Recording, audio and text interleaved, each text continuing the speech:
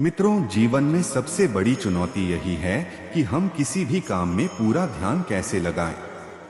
अक्सर हम कहते हैं मेरा मन काम में नहीं लगता, पढ़ाई में नहीं लगता, साधना में नहीं लगता। लेकिन सोचिए, क्या यह समस्या अर्जुन के सामने नहीं आई थी? जब कुरुक्षेत्र का युद्ध शुरू होने वाला था, अर्जुन का मन विचलित हो गया। हथियार नीचे रख दिए, सोचने लगे मैं अपने ही संबंधियों पर बाण कैसे चलाऊं। तब श्री कृष्ण ने मुस्कुराकर कहा, हे अर्जुन, यह मोह है, यह भ्रम है। तुम्हारा कर्तव्य है युद्ध करना। तुम कर्म करो, फल की चिंता मत करो।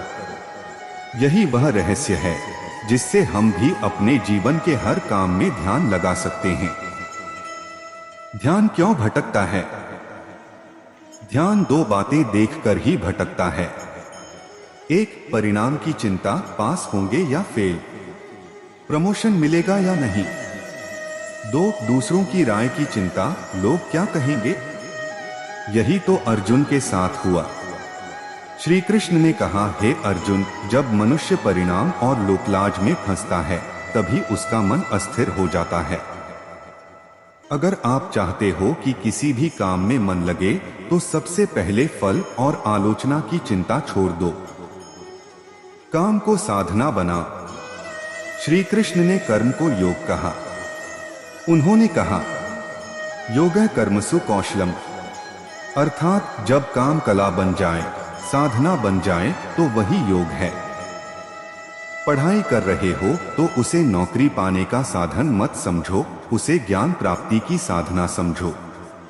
काम कर रहे हो तो सिर्फ तनख्वाह के लिए मत करो, उसे समाज सेवा और आत्मविकास का मार्ग समझो।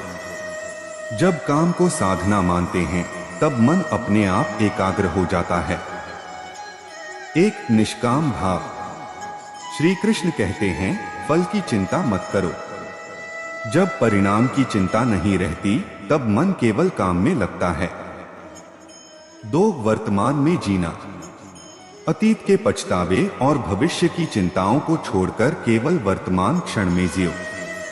अर्जुन से भी कृष्ण ने यही कहा, तुम्हारा युद्ध अभी है, यही क्षण तुम्हारा धर्म है। तीन, समर्पण और श्रद्धा। हर कार्य को भगवान को अर्पित करो। जब आप काम को ईश्वर को समर्पित कर देते हैं तो मन शांत हो जाता है और ध्यान अपने आप लगने लगता है। मित्रों, हर दिन हम सबका एक एक युद्ध होता है। विद्यार्थी का युद्ध पढ़ाई और आलस्य से, नौकरी पेशा का युद्ध काम और तनाव से, गृहस्थ का युद्ध जिम्मेदारियों और रिश्तों से। श्री कृष्ण का संदेश है, डरो मत। तुम्हारा काम तुम्हारी साधना है, परिणाम अपने आप मिलेगा। तो मित्रों, किसी भी काम में ध्यान लगाने के लिए श्री कृष्ण के 3 संदेश याद रखो। 1, फल की चिंता मत करो। 2, काम को पूजा और साधना समझो।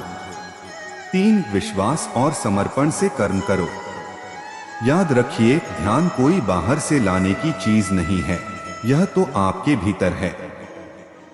बस जब आप सही दृष्टि से कर्म करेंगे तो ध्यान अपने आप जागृत हो जाएगा। जय श्री कृष्ण।